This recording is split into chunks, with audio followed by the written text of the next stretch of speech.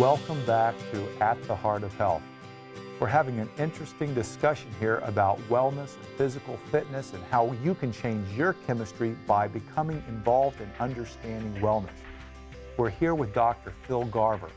He's giving us some great suggestions on how to be well, how to take good care of our bodies, how to change our chemistry so we don't need to take a lot of medicines or have a bypass surgery or have some of these ailments, chronic disease.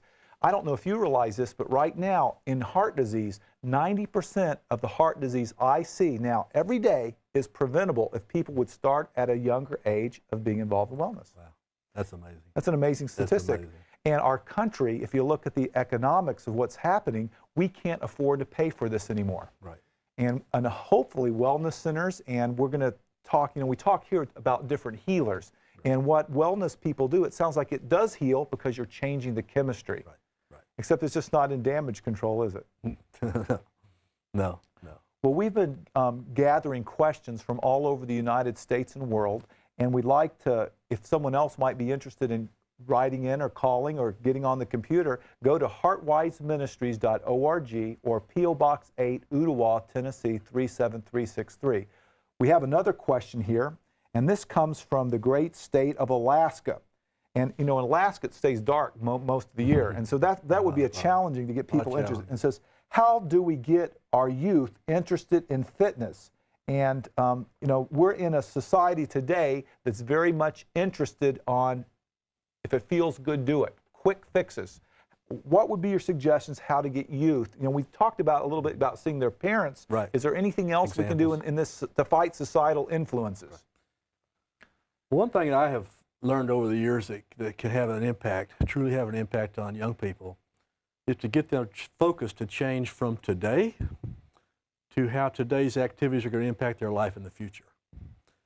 And that seems to be a huge challenge because most of us today, especially in the United States, do things to expedite or because they feel good today. We eat because we like the taste today.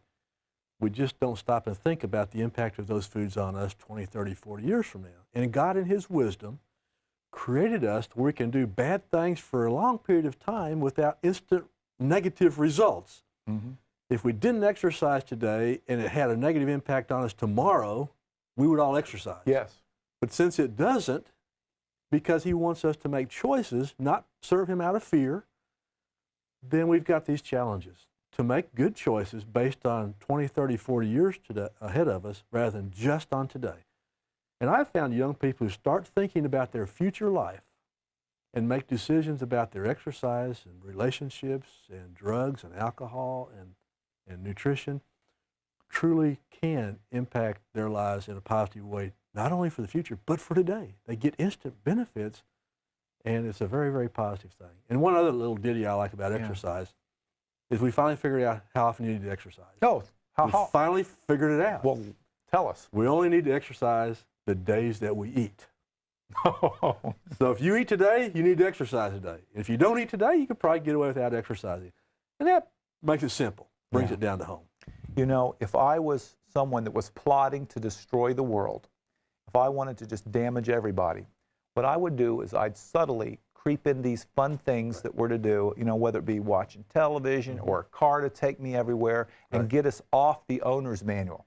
We were originally designed to gather food, to stay active, and I would subtly do it, and it would slowly affect the whole society. We'd get diseased and sick a lot more. We wouldn't be able to communicate with our Creator. Right. And it wouldn't have an instant negative. Right. It would take time, and that would be the subtleness of it. And if you look back over 200 years, what's happened to us? Right. We're more dependent on medicine, which is sometimes just a quick fix and damage control, but it doesn't get the cause. And we're just damaging our bodies because we're not following some of the principles that God gave us. Absolutely. Let's go to another question here. Though this is a great question here.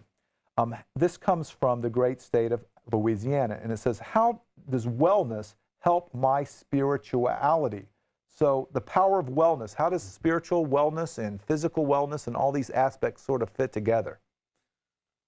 Well, I'm convinced after being on this wellness journey personally, professionally, for over 20 years, that there's nothing more spiritual than wellness. There's nothing more spiritual than wellness. The goals and objectives of wellness are as close to Christ's goals and objectives for us, I think, as anything. And here's how it's summed up in one quick sentence. Wellness is about empowering every individual to achieve their God-given potential in every aspect of life. Now go over that one more time. Let me say that one more time. Wellness is about empowering each individual to achieve their God-given potential in every aspect of life. So the whole person, and it's about empowering people to achieve their God-given potential. There's nothing more spiritual than that. So the biggest question is, how do you empower? Right. How do we empower? Well, if you look at Christ's ministry, Christ empowered, and wellness empowers through acceptance. And that is such a powerful tool that so many churches don't embrace very well. Many of our organized religions are trying to prescribe, do this, a list of do's and don'ts. Got to do this, got to do that. Where Christ's journey was about acceptance, and acceptance is empowered. People who are accepted are empowered to achieve their personal journeys, goals, and objectives. And I love the example of Christ looking at Zacchaeus up in a tree. I think many of us today would have said, Zacchaeus, you sinner, you creep, you jerk, you know, you fix this, you fix that, we'll be okay. Yeah. But he didn't. He said, come down, Zacchaeus, I'm going to be your friend. Let's go have lunch. Because Christ accepted Zacchaeus. By the time they got to his house, guess what? He knew what he needed to do. If we could approach people that way, and that's what wellness does, it embraces people where they are, it empowers them to achieve their God-given potential, and in my opinion, it is the way to get change to occur in people's lives. Not telling them what to do, but empowering them to acceptance. Wow, that was a great passionate comment. Well, you know, that goes along with our motto here for At the Heart of Health. At the heart of health is love. Exactly. Love, acceptance. If you can't start with love, then you have no chance of getting a wellness program even started. No substitute for that, for love. Now, we have all sorts of healers on, and a lot of people nowadays think that healers have to have, you know, they have to prescribe or they have to treat. But it sounds like real healing is not that at all. That sounds like that is real damage control. Right, I would agree. So real healing is some of the things that we do, loving people, accepting people. Absolutely, connecting with them. Wow. So wellness is healing. Absolutely. It's not damage control. No, sir. It's getting us back to the way the owner God designed us to be. Absolutely. To love each other, not to condemn each other, not about a list. This is a very powerful way, and we've seen it over and over. The medical literature supports this. When you do these things, your chemistry gets better. As a man thinketh, so he is. Absolutely. Well, thank you so much for joining us today. My pleasure. And viewer, if you're out there, want more information, please contact us at heartwiseministries.org. Another way you can contact us, if you don't have a computer, you can get on the mail. You remember that mail thing that we used to do? It's Heartwise Ministries, P.O. Box 8, Ottawa, Tennessee 37363. And if you might have specific questions about wellness or specific questions about to our guest, Dr. Phil Garver, please send them to us. We'll be happy to get them to him. And also, if you have questions that we can address regarding wellness, and I hope you understand that wellness is about relationships with God, the way we can start one step at a time. I think these are the principles that Dr. Garver has told us today. Well, I hope you have a great day. Join us again at the Heart of Health.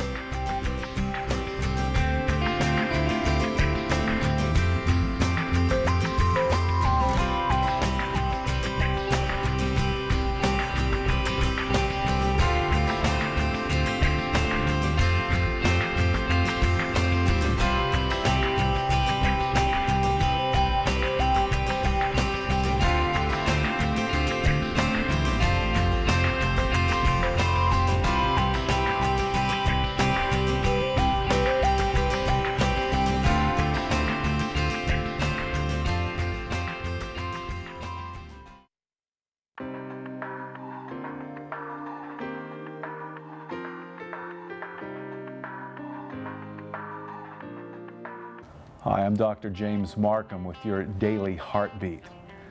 I have a saying I like to say, and it's this: it's at the heart of healing is love.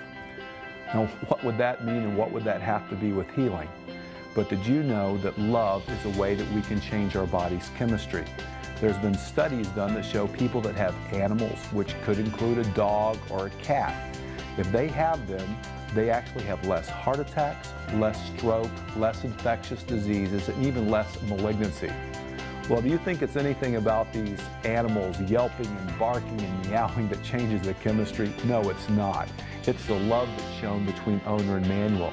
Likewise, we know that people that are happily married, if one of the spouse should suddenly die or get sick, that there's a greater likelihood of the other spouse developing a disease.